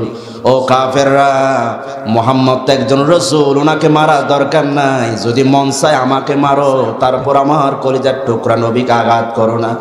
এভাবে দাঁতের এভাবে পতাকাটা তুলে ধরেছেন। একজন কাফের এসে হযরত মুসাব ইবনে উমাইরের গরদানে আঘাত করলেন। গরদান, মাথাটা একদিকে পড়ে গেছে, শরীরটা আলাদা হয়ে গেছে। কিন্তু উহুদের যুদ্ধে যখন যুদ্ধ শেষ হয়ে গেছে, দেখা গেছে হযরত মুসাব ইবনে উমাইর ইসলামের পতাকাটাকে নিচে পড়তে দেয় নাই, দাঁতে এভাবে কামড়ে ইসলামের পতাকাটাকে তিনি উড্ডীন করে রেখেছেন। জোরে বলে আল্লাহু আকবার। জীবন দিয়েছেন, মাথা দিয়েছেন, তারপর ইসলামের পতাকাকে তিনি পড়তে দেয় নাই, নিচু নামতে দেয় নাই। যুবক, তোমাদেরকে এভাবে ইসলামের জন্য নিজের জীবনের বিনিময়ে হল ইসলামের পতাকাকে উড্ডীন করে থাকতে হবে, ঠিক কিনা বলে? কোন রাম আর বামের পিছনে স্লোগান তোলা যাবে না, কোন রাম আর বামের পিছনে আমাদের স্লোগান উঠবে না। আমার আপনার স্লোগান উঠবে একমাত্র ইসলামের জন্য, ঠিক কিনা বলে? হযরত মুসাব শাহাদত বরণ করলেন। নবীজি যখন তাকে দাফন করতেছেন, কাপড় একটা কাপড় উপর দিকে দিলে নিচের দিকে দেওয়া যায় না। আল্লাহর নবী বলেন, ও সাহাবারা, এক কাজ করো, মাথার দিকে তুমি কাফনের কাপড়টা দিয়ে দাও, নিচের দিকে ফাতা দিয়ে দাও, ইস্কির নামক ফাতা। তখন আল্লাহর নবী কাঁদতেছেন। সাহাবারা বললেন, ইয়া রাসূলুল্লাহ, ইয়া হাবিবাল্লাহ, আপনি কেন কাঁদেন? কি জন্য আপনি কাঁদেন? কারণটা কি? আল্লাহর নবী বলেন, মুসাব ইবনে উমাইর মক্কার সেরা সেলিব্রিটি, মক্কার সেরা নায়ক যুবক ছিলেন, সুন্দর যুবক। ইসলামের জন্য এমন স্যাক্রিফাইস তিনি করেছেন, নিজের জীবন দিয়েছেন, নিজের ধন সম্পদ সব কিছু দিয়েছেন, কিন্তু তার দাফনের জন্য একটা যে পুরা কাপড় দরকার, কাফনের কাপড়টাও তিনি পুরা পায় নাই, অর্ধ কাফনে তাকে কবরস্থ করা হচ্ছে। সব কিছু ইসলামের জন্য যুবক হযরত মুসাব ইবনে উমাইর দিয়ে দিয়েছেন, ঠিক কিনা বলেন? এই জন্য যুবক ভাইরা, আমরা আজকে বৈষম্য বিরোধী ছাত্র বলি, আমরা আজকের যুবকদেরকে বলতে চাই, আগামীর বাংলাদেশ যদি একটা সুন্দর বৈষম্য মুক্ত একটা সোনার বাংলাদেশ গঠন করতে চাও, আমার নবীর আদর্শ ছাড়া কোনো বিকল্প আদর্শ নাই। কোন লেনিন, কোন আব্রাহাম লিঙ্কন, কোন নেতার আদর্শ দিয়ে সোনার বাংলা, বৈষম্য মুক্ত বাংলাদেশ গঠন করা যাবে না। একমাত্র আমার নবীর আদর্শের মধ্যে রয়েছে বৈষম্য মুক্ত সমাজ, ঠিক কিনা বলে? নবীর আদর্শ ছাড়া কোনো বিকল্প আছে? আরো জোরে বলেন, নাই। আমার মুসলমান ভাইরা, এই জন্য রাসূলের আদর্শ থেকে আমাদেরকে শিক্ষা নিতে হবে। যুবকরা, নবীজির আদর্শ থেকে তোমাদের সমাজ সংস্কারের জন্য কিছু আদর্শ গঠন করতে হবে, গ্রহণ করতে হবে। এক নম্বরে, এই যুবক ও পার্বতীপুরের যুবক, আমাদের অবস্থান হবে ন্যায়ের পক্ষে। কিসের পক্ষে? আর আসতে বলেন, কিসের পক্ষে? অন্যায় যদি করে আমার বাবা, তারপর আমাকে বাবার বিরুদ্ধে যেতে হবে। অন্যায় যদি করে আমার নেতা, আমার নেতার বিরুদ্ধে যেতে হবে। আমাদের অবস্থান হবে একমাত্র ন্যায়ের পক্ষে।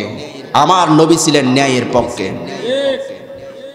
নবীজির বয়স কয়েকদিন মাত্র, 5-6 দিন। আপনাদের কষ্ট হচ্ছে? একটু জিকির করে লা ইলাহা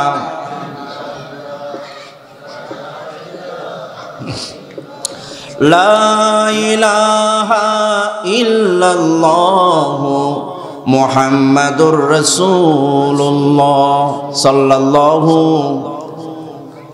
রাসূলের জীবনী থেকে সমাজ সংস্কারের জন্য যুবকদেরকে অবদান রাখতে হবে। এক নম্বরে, যুবকদের অবস্থান হবে, আমাদের অবস্থান হবে ন্যায়ের পক্ষে।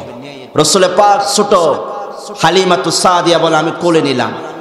কোলে নেওয়ার পরে আমার দুর্বল দুধ নাই, এখানে যখন আমি শিশু মোহাম্মদকে লাগাইয়ে দিলাম, আমার দুর্বল দুধের মধ্যে কোনো দুধ ছিল না, এরকম দুধের মধ্যে দুধ ভরে গেছে। জোরে বলে আল্লাহু আকবার। বরকত এসে গেছে। আমি শিশু মোহাম্মদকে কোলে নিয়ে আমি যখন দুধ খাওয়া শুরু করলাম, ডান দুধটা দিক তিনি খায়, বাম দুধ দিলে তিনি খায় না। অনেক চেষ্টা করার পরে বাম দুধ তিনি খায় না, ডান দুধ দিলে তিনি খায়।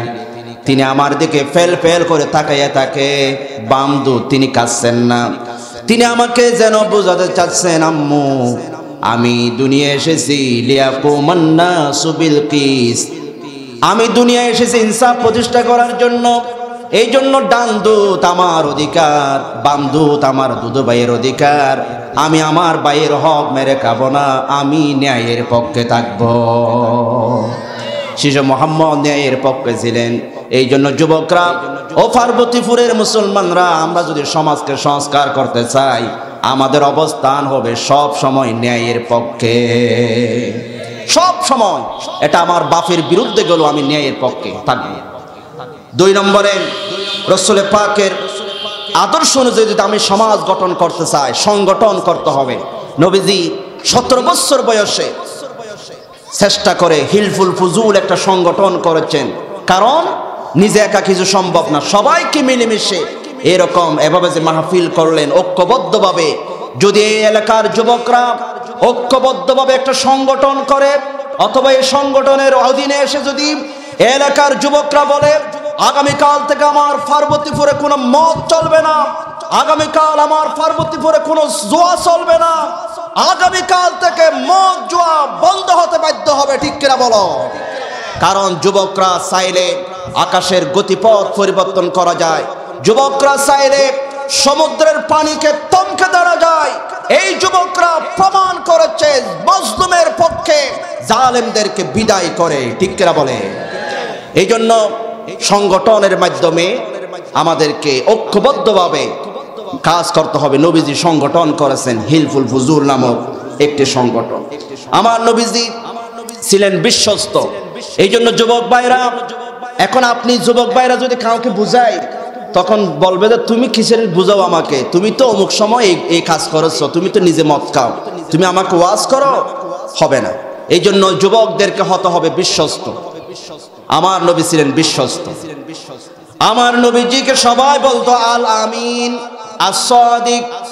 কাফেররা নবীজিকে গালি দিত, আবার তারা বিকাল বেলা যায় বলতো, মোহাম্মদ আমার স্বর্ণগুলো একটু জমা রাখো, আমার টাকাগুলো একটু জমা রাখো। সারাদিন কিন্তু গালি দিত। কারণটা কি?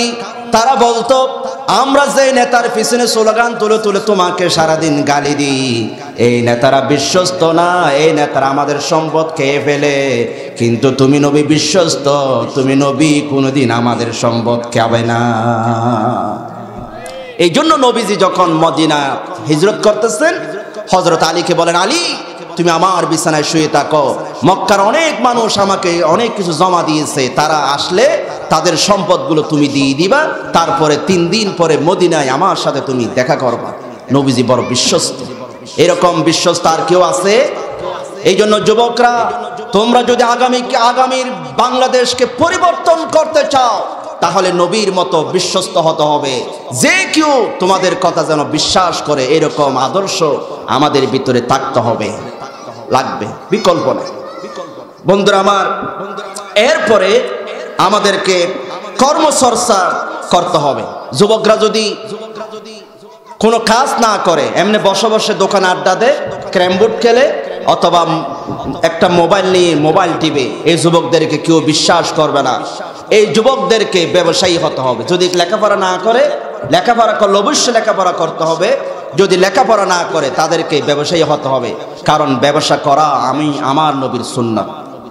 আমার নবীজি ব্যবসায়ী ছিলেন, আমার নবীজি কর্মঠ ছিলেন। এই জন্য 4-5-6 বছর বয়সে আমার নবীজি মক্কায় মানুষের ছাগল চড়িয়েছেন। আমার নবীজি কাজ করেছেন। 25 বছর বয়সের আগে খাদিজার আন্ডারে ব্যবসা করতেন, আমার নবীজি বাগে ব্যবসা করতেন। এই জন্য যুবকরা, আমরা যদি এই সমাজকে পরিবর্তন করা চাই, তাহলে আমাদেরকে এক একজন ব্যবসায়ী হয়ে যেতে হবে, ঠিক কিনা বলেন? ইয়াবা ব্যবসা করা যাবে না। আবার দেখিয়েন হুজুর ঠিক আছে আগামীকাল থেকে আমরা ইয়াবা ব্যবসা করে দেবো। ইয়াবা আপনাদের এদিকে নেই, আমাদের কক্সবাজারের দিকে আছে। আপনাদের এদিকে আছে? নাই নাই, মাশাআল্লাহ অল্প অল্প, কিন্তু এগুলো আসলে আমাদের এদিক থেকে। এই জন্য যুবক ভাইয়েরা, কোনো মাদকের পিছনে ছোটা যাবে না, কোনো ইয়াবার পিছনে ছোটা যাবে না।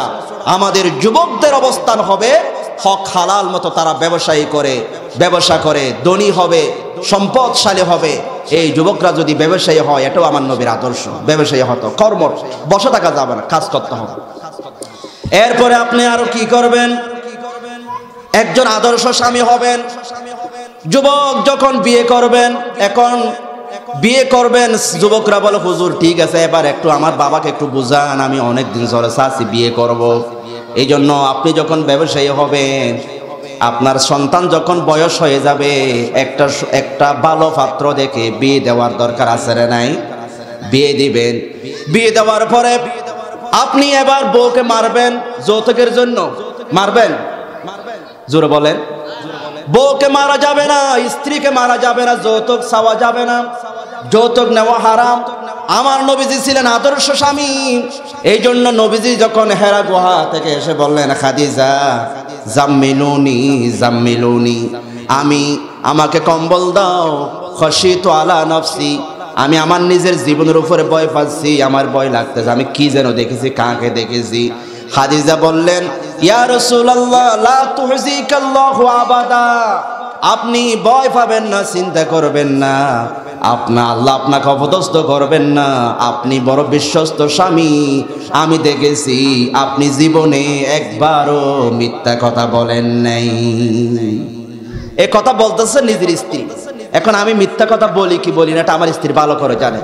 রাসূল পাকের স্ত্রী হাদিজা বলছেন, লা তাকযিবু আলাই, আপনি কোনোদিনও মিথ্যা কথা বলেন নাই, আপনি মিথ্যাবাদী নন, নিশ্চিত আল্লাহ তাআলা আপনাকে হেফাজত করবেন। এটা স্ত্রীর পক্ষ থেকে একটা সার্টিফিকেট। এই জন্য যুবকরা, তুমি স্বামী হবে একজন আদর্শ স্বামী, রাসূলের পাকের মতো, যেন স্ত্রী বলতে না পারে আমার স্বামী মদ খায়, আমার স্বামী জুয়া খেলে, এরকম যেন বলতে না পারে। যুবকরা সর্বশেষ আরেকটা কথা বলে যায়, আমার নবীর আদর্শ হচ্ছে একজন ভালো বন্ধু বাছাই করা। আমার নবী বন্ধু বাছাই করেছেন হযরত আবু বকরকে। এই জন্য তুমি বাছাই করবে আবু বকরের মতো একজন বন্ধু।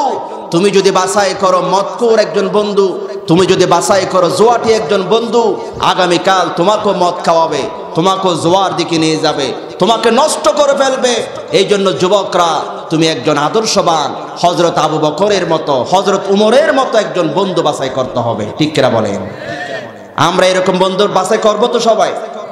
এই যে এখন মূল কথা হচ্ছে, আমরা যদি কিয়ামতের দিন নূর পেতে চাই, এই যৌবন কালটা একমাত্র কাটাতে হবে কার জন্য? আরো জোরে বলতে হবে, কার জন্য? আল্লাহর জন্য। বন্ধুরা আমার, এবার আসুন নূর পাওয়ার জন্য আরেকটা আমল বলি। আল মাশিয়ু ইলাল মাসাজিদি ফিজ যুলুমাত, আল্লাহর নবী বলেছেন, বাশশিরিল মাশায়িনা ফিজ যুলামি ইলাল মাসাজিদি বিন নূরিত তাম্মি ইয়াউমাল কিয়ামাহ। আল্লাহর নবী বলেছেন একটা মসজিদে যেতে হয়, একটা হলো এশারের নামাজ, আর একটা কিসের নামাজ? মাশাআল্লাহ, যা অনেকে বুঝে ফেলে, যারা ফজর নামাজ পড়ে আর কি, আর যারা পড়ে না ওরা কিন্তু বলতে পারে না। একটা এশারের নামাজ আর একটা ফজরের। আল্লাহর নবী বলেন, যারা অন্ধকারে 2 ওয়াক্ত নামাজ হেঁটে হেঁটে মসজিদে যায় নামাজ আদায় করবে, তাদের জন্য সুসংবাদ, কিয়ামতের দিন যেদিন কোনো আলো থাকবে না, কোনো টর্চ লাইট থাকবে না, এই হেঁটে হেঁটে মসজিদে যায় নামাজ পড়ার কারণে তাদের জন্য নূর হয়ে যাবে। এই জন্য বন্ধু, ফজরের নামাজ, এশারের নামাজ জামাত পড়া থেকে বাদ দেওয়া যাবে না। 2 নম্বরে, আপনাদের কষ্ট হচ্ছে তো ভাই যারা উঠতেছেন কষ্ট হচ্ছে মনে হয়, চলে আসেন, আল্লাহ কবুল করুক, সকল বলে আমিন। আমি কি কোরআন হাদিসের কোন বাহির থেকে কথা বলতেছি? বন্ধুরা আমার, 3 নম্বরে ইসবাগুল উদু। আল্লাহর নবী বলেছেন, আনতুম গুরুল মুহাজ্জালিনা ইয়াউমাল কিয়ামাতি মিন ইসবাগিল উদু। আল্লাহর নবী বলেছেন, যারা সুন্দর করে উযু করে এই সুন্দর করে উজু করাটা তাদের জন্য কিয়ামতের দিন নূর হয়ে যাবে।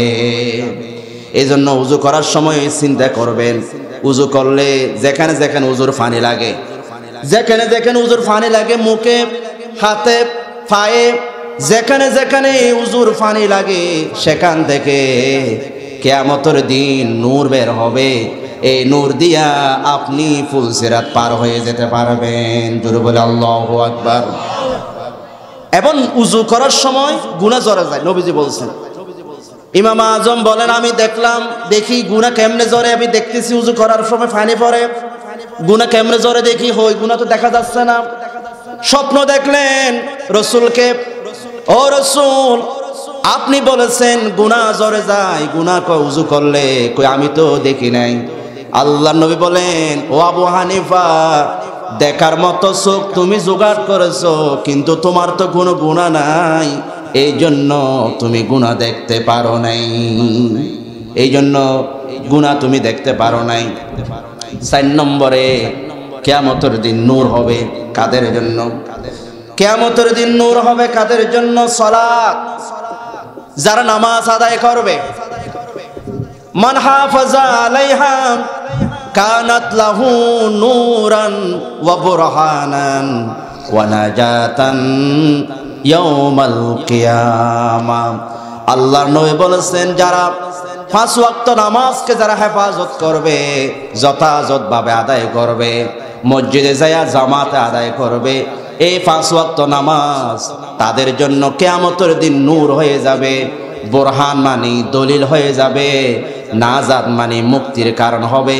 এই 5 ওয়াক্ত নামাজ কিয়ামতের দিন তাদের জন্য নূর হবে, তাদের জন্য দলিল হবে, তাদের জন্য নাজাতের ওসিলা হয়ে যাবে। আর একটু জোরে বলে সুবহানাল্লাহ। এই জন্য যারা 5 ওয়াক্ত নামাজ পড়েন, যারা পড়ে না তাদেরকে নিয়ে আসার দরকার আছে না নাই? এই জন্য বন্ধু, যে দলের মধ্যে নামাজের কোনো কর্মসূচি নাই, এই দল মুসলমান করার জন্য জায়েজ নাই। যে দলের মধ্যে 5 ওয়াক্ত নামাজের কর্মসূচি আছে, নামাজ পড়ছে কিনা জিজ্ঞেস করবে, এই দল আমাদেরকে করার দরকার আছে না নাই? যে দল, যে বন্ধু আমাকে নামাজে ডাকবে না, ওরাকে বন্ধু বানার দরকার নাই। যে বন্ধু বলবে বন্ধু চলো নামাজে চলো, এই বন্ধু আমার বড় প্রিয় বন্ধু, আমার কাছের বন্ধু, আমার নাজাতের বন্ধু। নামাজ পড়তে হবে, 5 ওয়াক্ত নামাজ, বিকল্প নাই। নামাজ কতজনকে পাওয়া যায়, এই নামাজের প্রতি আমরা উদাসীন। বন্ধুরা আমার, নামাজ আমাদেরকে পড়তে হবে। এরপরে 5 নম্বরে তেলাওয়াতুল কোরআন, কোরআন তেলাওয়াত করা। কি তেলাওয়াত করা? বর্তমানে কোরআন তেলাওয়াত নাই। আগের সময়ে ফজরের পরে ঘর থেকে গুনগুন গুনগুন করে আওয়াজ আসতো, মুরব্বীরা কোরআন পড়তো। বর্তমান সময়ে ফজরের পরে কোনো আওয়াজ নাই, নিস্তব্ধ, সবাই ঘুমিয়ে থাকে। এই জন্য বাড়ির মধ্যে, বাসার মধ্যে কোনো আল্লাহর রহমত নাই। এই জন্য যারা কোরআন পড়ে, আল্লাহর নবী বলেন, মান কোরআন কোরআনা ওয়া আমিলা বিমা ফিহি উলবিসা ওয়ালিদাহু তাজান মিন নূরিন ইয়াউমাল কিয়ামা। যারা কোরআন পড়ে, কোরআন অনুযায়ী আমল করে, তাদের বাবাকে কিয়ামতের দিন আমার আল্লাহ এমন একটা টুপি পরাইয়া দিবেন, নূরের টুপি, এমন একটা টুপি পরাবেন। এই টুপিটা কেমন হবে? লক্ষ লক্ষ মানুষের সামনে নূরের টুপি পরাবেন। এই টুপিটার পাওয়ার কত? দুহু আহসানু মিন দুইশ শামস। আল্লাহর নবী বলেন, এই টুপিটা থেকে এমন ভাবে নূর বের হবে, আলো বের হবে, সূর্যের আলো। কি আলো? তার চেয়ে মা বাবার কম। এখানে মাথায় যে টুপিটা দিবেন, তার আলো আল্লাহর কাছে মানুষের সামনে আরো বেশি হবে। এটা ছেলের জন্য না, আপনার ছেলে হাফেজ আছে, আপনার ছেলে যদি কোরআন মানে, কোরআনের হাফেজ, তাহলে এই ছেলের কারণে আপনার মর্তবা বেড়ে যাবে, দাম বেড়ে যাবে। কিয়ামতের দিন আল্লাহ তাআলা আপনাকে একটা নূরের টুপি দিবেন। এই নূরের টুপির পাওয়ারে আপনি ফুলসিরাত পার হয়ে জান্নাতে চলে যাবেন। জোরে বলে আল্লাহু আকবার। কোরআন ছাড়া কোনো বিকল্প না।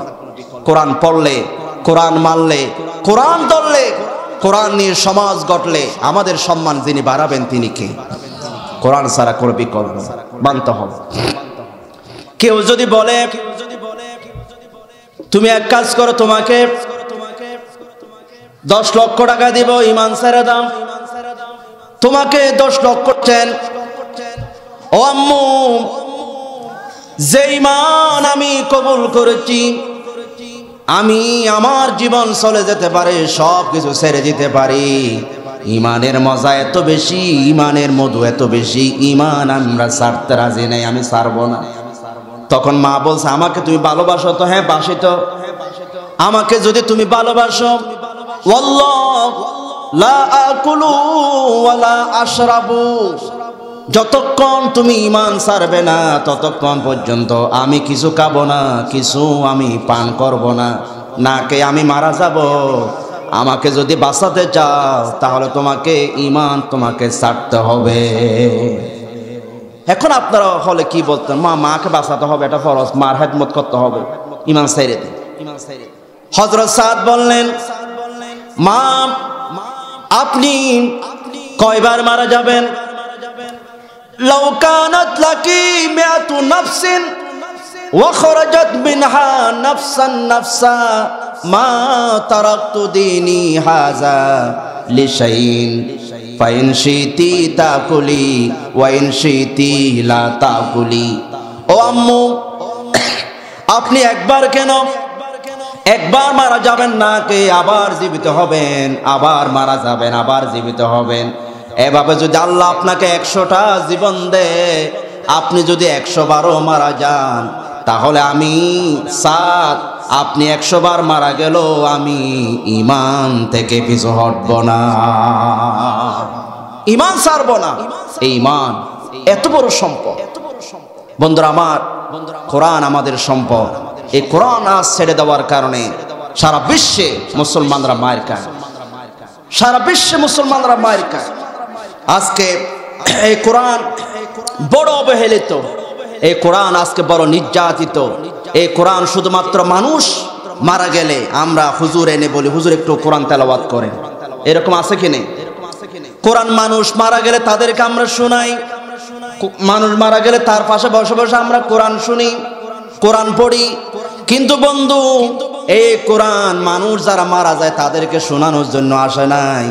এই কোরআন আল্লাহ পাঠিয়েছেন এই পৃথিবীতে ন্যায়মূলক কল্যাণকর একটা সুন্দর সমাজ গঠন করার জন্য।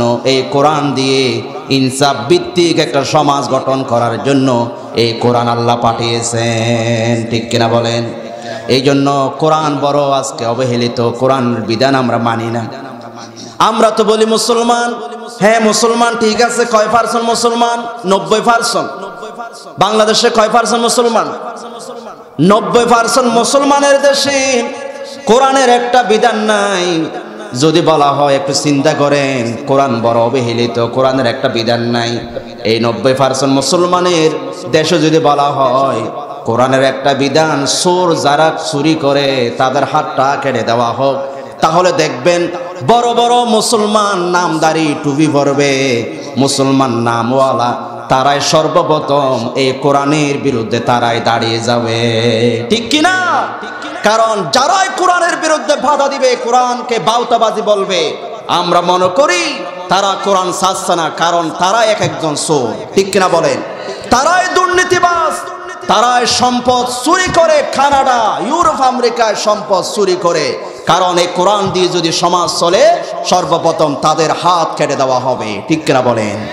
এই জন্য তারা কোরআন চাচ্ছে না। কিন্তু আমরা মুসলমান, কোরআন চাইতে হবে, কোরআনের পক্ষে আমাদেরকে থাকতে হবে। সম্মানিত মুআজ্জিজ হাজিরিন, এই কোরআন যারা পড়ে তাদের বাবাকে কিয়ামতের দিন যিনি নূর দিবেন তিনি কে? আল্লাহ। এই জন্য কোরআনের পক্ষে, এই জন্য নূর লাগবে, নূর। আল্লাহ রাব্বুল আলামিন বলেন, ইয়াউমা তারাল মুমিনিনা ওয়াল মুমিনাত ইয়াসআ নূরুহুম বাইনা আইদিহিম ওয়া বিআইমানিহিম বুশরাকুমুল ইয়াওম জান্নাতুন তাজরি মিন তাহতিহাল আনহার খালিদিনা ফিহা যালিকা হুয়াল ফাওজুল আযীম। কত চমৎকার কোরআন। এই কোরআন শুনলে আপনাদের কারো খারাপ লাগে? কোনো ধরনের খারাপ লাগে? কারণ এই কোরআন যাদের ঈমান আছে তাদের ঈমান বেড়ে যাবে। এই কোরআন শুনলে ঈমান বেড়ে যাবে, ঈমান বেড়ে যাবে।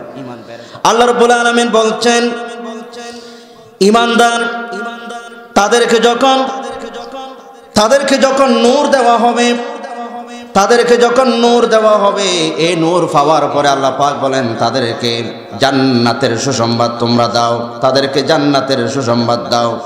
আল্লাহ তাআলা বলেন জান্নাতের সুসংবাদ তাদেরকে দিবেন। এই জান্নাত কেমন হবে? খালিদিনা ফিহা, সেখানে তারা চিরস্থায়ী থাকবে। এই জান্নাতে নিচে নদী থাকবে, নহর থাকবে।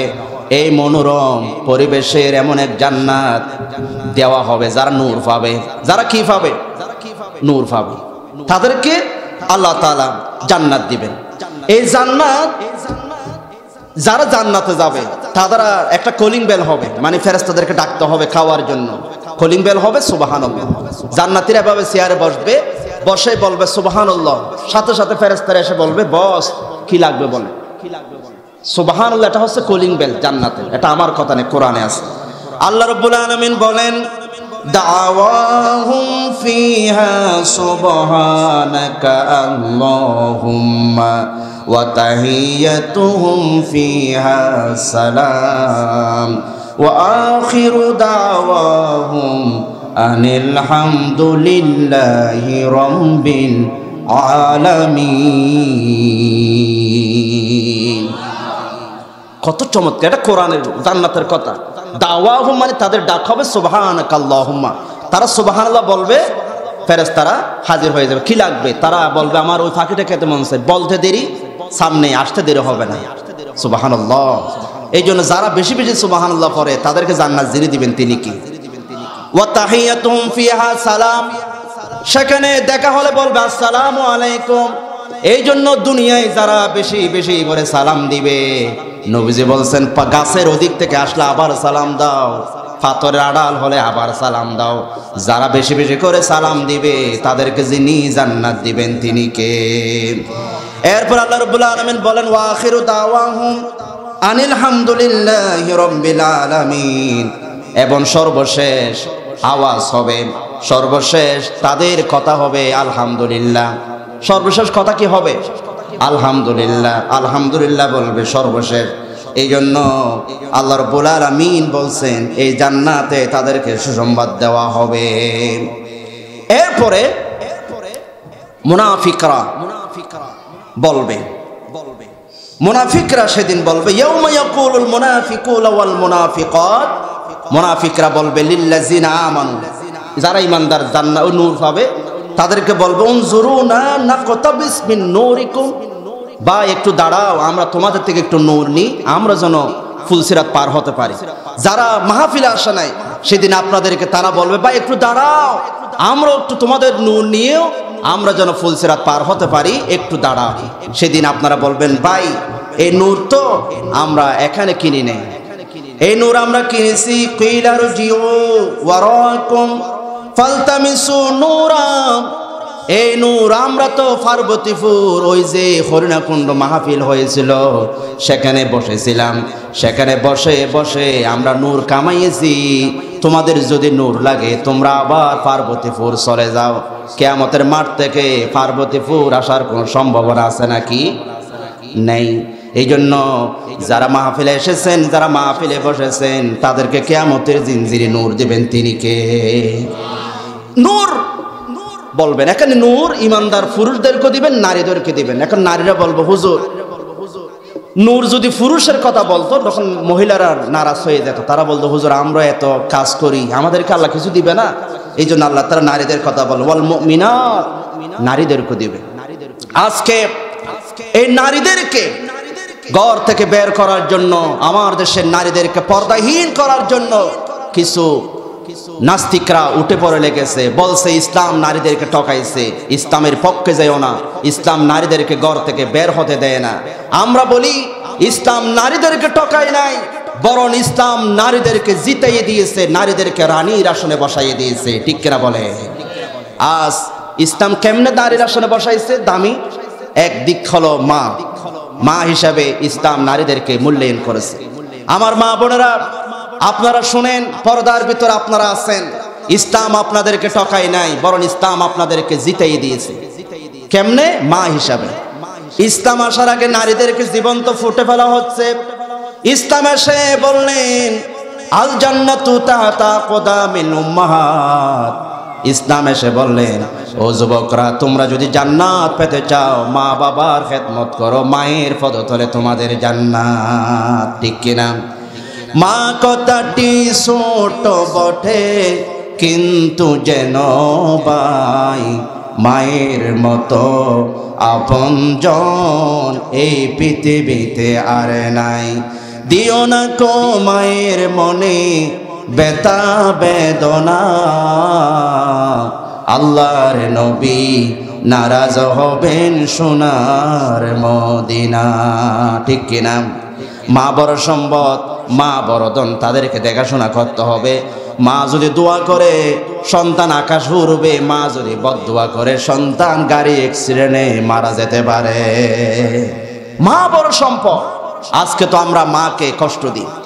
এমন যুবক আছে মাকে ঘর থেকে ধাক্কা দিয়ে বের করে দেয়, বলে আমার ঘরে আমি থাকবো, তুই বের হ আমার ঘর থেকে। এরকম যুবক আছে না নেই? বউয়ের কথা শুনে, বউয়ের কথা শুনে মাকে ঘর থেকে বের করে দেয়। বউ বলছে এই মাকে এখানে রাখা যাবে না, বের করে দাও, বের করে দাও। পাকিস্তানের একটা ঘটনা, জাতীয় ডাক্তার নূর মোহাম্মদ তিনি লিখেছেন, মা একজন স্ত্রী তার স্বামীকে বলছেন, বুড়া মা যদি তোমার কাছে থাকে আমি তোমার ঘর করব না। তো স্বামী চিন্তা করতেছে, আমার এত সুন্দরী বউ যদি চলে যায়, আমি আর তো বউ পাবো না, তাহলে মাকে ফেলে দিই, মাকে মেরে ফেলি, অসুবিধা নেই। ছেলেটা কাজ করতো, ধান চাষ করতো। মাকে বলছে, আম্মু আমি তো বিলের মধ্যে ধান চাষ করি, ধান আমাকে মাথায় দেওয়ার জন্য কেউ নেই, আপনি আসেন। মা গেল। যাওয়ার পরে ছেলে একা একা ধান কাটতেছে, মা দাঁড়িয়ে আছে। ছেলে বলে এই মুহূর্তে কেউ নাই, মাকে শেষ করে দিই। মাকে মারার জন্য কোদাল নিয়ে তখন দৌড়া শুরু করলেন। মা বুঝতে পারলেন আমাকে সন্তান মেরে ফেলবে, দিছে দূর, আল্লাহ বাঁচাও। দূরতে দূরতে গ্রামের ভিতরে চলে গেছে। মা বলছে বাঁচাও বাঁচাও। মানুষ দূরে আসলো, মা বলছে আমার ছেলে আমাকে মেরে ফেলবে। মানুষরা দূরে এসে দেখতেছে এই ছেলেকে আল্লাহর জমিন গ্রাস করে ফেলেছে, আল্লাহর জমিন এই ছেলেকে ধরে ফেলেছে। জোরে বলে আল্লাহু আকবার। মানুষরা সবাই গেছে, কিরে ছেলেটা মাটির ভিতর ঢুকে যাচ্ছে কেন? অনেক চেষ্টা করলো, খন্দা কুড়িল যা আছে তা নিয়ে চেষ্টা করলো। মার সাথে বেয়াদবি করার কারণে হাজার হাজার মানুষের সামনে এই ছেলেকে এই মাটি আস্তে আস্তে করে মাটির নিচে ঢুকিয়ে ফেলেছে। জোরে বলে আল্লাহু আকবার। এই জন্য মায়ের সাথে বেয়াদবি করা যাবে নাকি? আমরা তো বলি হুজুর মা মরলে কত মা পাওয়া যায়, মা মরলে কত মা পাওয়া যায়, কিন্তু আর বউ মরলে তো বউ পাওয়া যায় না। এরকম বলে কি বলে না? মানে আপনাদের হরিণাকুণ্ড বাজারে এক যুবক গান ধরেছে। এক যুবক গেছে হরিণাকুণ্ড বাজারে গান গাচ্ছে। গানটা হলো কিরকম জানেন? ও ভাই, মা মরলে মা পাওয়া যায়, বাবা মরলে বাবা পাওয়া যায়, দাদা মরলে দাদা পাওয়া যায়, বউ মরলে বউ পাওয়া যায় না। গান গাচ্ছে হরিণাকুণ্ড বাজারে। তো এক মুরব্বী গেছে, হুজুর গেছে, কিরে কি গান গাছে এগুলা? কি মা মরলে মা পাওয়া যায়, বাবা মরলে বাবা পাওয়া যায়, কিন্তু বউ মরলে বউ পাওয়া না যায়, এগুলো কি কথা? আরে দাদা হুজুর আপনি বুড়া মানুষ বুঝবেন না। আরে বুঝাই আমরা কত ছাত্রকে পড়াইছি, কেন বুঝবো না? তখন যুবকটা বলতেছে, ও দাদা আমি ছোট ছিলাম, আমার দাদা যখন মারা গেছে আপনি নিজেও দেখেছেন, আমি যখন কাঁদতেছি আপনারা নিজেরা এসে আমার মাথায় হাত দিয়েছেন, হাত দিয়ে বলেছিলেন ও নাতি কাঁদিস না, তোর দাদা মারা গেল, কি হলো, আজ থেকে আমরা তোর দাদা, কাঁদিস না। আমার বাবা যখন মারা গেছে আমি কাঁদতেছি, আমার শাশুড়ি এসে বলছে ভাই এই ছেলে কাঁদিস না, আজ থেকে আমরা তোর বাবা হয়ে গেলাম, দেখবো তোকে। আমার মা মারা গেছে, আমার ফুফিরা আমার শাশুড়িরা এসে আমার মাথায় হাত দিয়ে বলতেছে আব্বু কাঁদিস না, তোর বাবা তোর মা মারা গেছে, অসুবিধা নাই, আজ থেকে আমরা তোর মা হয়ে গেলাম। ও দাদা, আপনি কি বুঝাতাম, 2 দিন আগে আমার বউটা মারা গেছে, 2 দিন আগে আপনি নিজেও জানাজা পড়েছেন। আমি যখন কাঁদতেছি, আমার পার্বতীপুরে কোনো মেয়ের অভাব নাই, আমার পার্বতীপুরের কোনো মেয়ে এসে আমাকে বলে নাই ও ভাই কাঁদিস না, তোর বউ মারা গেল, কি হয়েছে, আজ থেকে আমি তোর বউ। এরকম কি বলছে নাকি? তোর বউ মারা গেল, কি হলো, তোমার বউ মারা গেছে, কি হয়েছে, আমি আছি না, আজ থেকে আমরা তোর বউ হয়ে গেলাম। ও দাদা, এই জন্য দুঃখের যারা বলতেছি, কোন মেয়ে আমাকে বলে নাই আমি তোর বউ হয়ে গেলাম। এই জন্য মা মরলে মা পাওয়া যায়, বাপ মরলে বাপ পাওয়া যায়, কিন্তু বউ মরলে বউ পাওয়া যায় না, এরকম নাকি? কিন্তু মা বড় সম্পদ, মা যদি হারিয়ে ফেলেন, এই মাকে আর পাওয়া যাবে? জোরে বলেন, বড় সম্পদ। লাইলাতুল বারাতে, এই যে লাইলাতুল নিসফ মিন শাবানে 2 দিন আগে চলে গেল, অনেক যুবকরা কবরের পাশে যাইয়া মায়ের কবর ধরে ধরে কাঁদতেছে, মা মা মা বলে কাঁদতেছে, বড় সম্পদ। এই জন্য ইসলাম নারীদেরকে ঠকায় নাই, বরং ইসলাম নারীদেরকে জিতাই দিয়েছে, মা হিসাবে দামি বানিয়েছে, ইসলাম নারীদেরকে কন্যা হিসাবে দামি বানিয়েছে, ইসলাম নারীদেরকে বোন হিসাবে দামি বানিয়েছে, ইসলাম নারীদেরকে স্ত্রী হিসাবে দামি বানিয়েছে, ঠিক কিনা বলে? সব কিছুর বিনিময়ে ইসলাম নারীদেরকে সম্মানিত করেছে, ইসলাম কাউকে ঠকায় নাই। আমাদেরকে যিনি সম্মানিত করেছেন তিনি কে? আল্লাহ। আমরা যদি ইসলাম কবুল না করতাম, আমাদের কোনো দাম ছিল? আমাদেরকে জাহান্নামে যেতে হতো। ও আমার মুসলমান ভাইয়েরা, হযরত সুহাইব আর-রুমি রাদিয়াল্লাহু তাআলা আনহু সবকিছু দিয়ে দিয়েছেন ইসলামের জন্য। এটা বলে আমার শেষ। হযরত সুহাইব আর-রুমি বড় ধনী ছিলেন, বড় শিল্পপতি ছিলেন, মক্কার সেরা দারু ছিলেন। মক্কা থেকে যখন মদিনায় চলে যাচ্ছেন, কাফেররা বলে তোমাকে যেতে দেওয়া হবে না। সুহাইবকে আটকায় ফেলছে পাহাড়ের উপরে। সুহাইব বলে, ভাই আমাকে মারতে আসলে আমার তীর আছে, তরবারি আছে, তোদেরকে আমি শেষ করে ফেলবো। আচ্ছা ঠিক আছে, এক কাজ করো, আমার ব্যবসার সম্পদগুলো টাকা পয়সা যেখানে আছে আমি বলে দিব, তোমরা সেগুলা নিয়ে নিবা, আমাকে একটু মদিনায় তোমরা একটু যেতে দাও। কাফেররা বলো ঠিক আছে, নাম ঠিক আছে। সম্পদগুলো নিয়ে নিল। হযরত সুহাইব আর-রুমি মদিনায় চলে গেল। আল্লাহর নবী কাকড়ে ধরো। আল্লাহর নবী বলেন, রবি হাল বাইয়ু আবা ইয়াহয়া, ও আবা ইয়াহয়া, ও হযরতে সুহাইব আর-রুমি, তোমার ব্যবসাটা লাভজনক হয়েছে, তোমার ব্যবসাতে আল্লাহ খুশি হয়েছে। আল্লাহ রাব্বুল আলামিন তোমার ব্যাপারে কোরআনে কারিমের আয়াত নাজিল করে দিলেন, ওয়া মিনান নাসি মান ইয়াশরি নাফসাহু বিতিগা মারাদাতিল্লাহ। এমন কেউ আছে আল্লাহর সন্তুষ্টির জন্য ব্যবসা করে, নিজের সব কিছুর বিনিময়ে আল্লাহ এবং আল্লাহর নবীকে তারা ভালোবাসে, ঠিক কিনা? সব কিছুর বিনিময়ে, প্রয়োজনে নিজের জীবনের বিনিময়ে, মালের বিনিময়ে আল্লাহ এবং আল্লাহ রাসূলকে কারা কারা ভালোবাসেন একটু দেখাইয়া দেন। আরো জোরে হাত তুলে দেখান। আল্লাহ কবুল করুক, সকলে বলে আমিন। লিল্লাহে তাকবীর, নারে তাকবীর। আল্লাহ হাতকে কবুল করুক, সকলে বলে আমিন। আল্লাহ যারা হাত তুলেছে তাদেরকে জান্নাতি বানাও, সকলে বলে আমিন। হাত তুলে রাখেন। এই হাত কার জন্য তুলছেন? আর জোরে বলে কার জন্য? আল্লাহকে যদি ভালোবাসেন এই হাতটা সোজা পকেটে নিয়ে যান, পকেটে নেন, যার যার একটু সোজা নিয়ে যান, যার যার পকেট থেকে সামর্থ্য অনুযায়ী সবাই একটু দান করেন।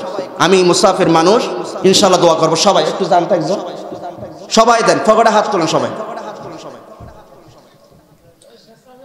একটু আসেন, আমারটা ভিতরে আমি দিব, অসুবিধা নেই। একটু সবাই সবাই 75 বার এভাবে 4 রাকাতে 75 বার করে মোট 300 বার এই তাসবিহ পড়ে আপনি সালাতুত তাসবিহ নামাজ পড়বেন। জুমাবারে পড়তে পারেন, যে কোনো টাইমে পড়তে পারেন, তাহাজ্জুদের টাইমে পড়তে পারেন। এটা বিশেষ করে মা বোনরা বেশি আদায় করে। এই জন্য আমার মা বোনরা, আল্লাহ তাআলা আপনাদেরকে নেক হায়াত দান করুক, আপনাদেরকে নামাজ রোজা ভালো কাজ করে ফরদা মেনে জীবন যাপন করার তৌফিক দান করুন। আপনাদের সন্তানদেরকে ইসলামের জন্য দিয়ে দিবেন, আপনাদের সন্তানকে ইসলামের জন্য দিয়ে দিবেন। বলবেন জীবন নিয়ে বেঁচে থাকবি, ইসলামের পক্ষে থাকবি। যদি বেঁচে থাকি ইসলামের পক্ষে থাকবি, যদি মরও যেতে হয় ইসলামের পক্ষে মরে যাবি, ঠিক কিনা বলেন? এভাবে চলবেন, এভাবে ইসলামের উপরে বেঁচে থাকবেন, টিকে থাকবেন। আল্লাহ তাআলা আমাদেরকে কবুল করুক, সকল বলে আমিন।